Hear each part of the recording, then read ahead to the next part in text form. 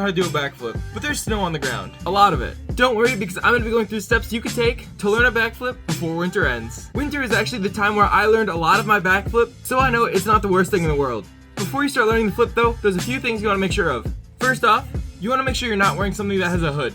I've made the mistake of this plenty of times, and the reason you don't want to wear a hood while doing a backflip is because the hood could actually go over your head and cover your eyes. Here's an example. Don't wear a hood.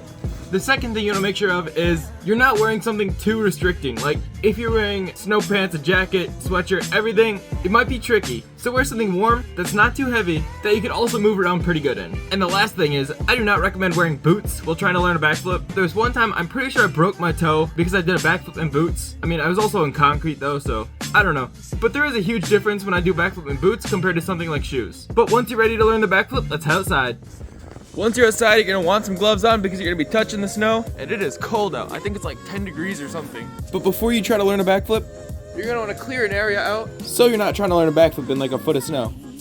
Kinda like the one I made right here. Just make sure it's not too slippery.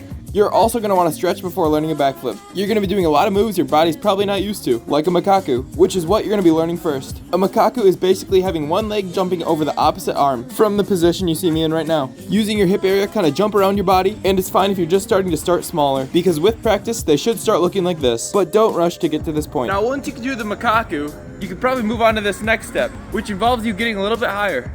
You really want to make sure your wrists are strong for this one, and I guess your whole arm, because you do jump onto one arm.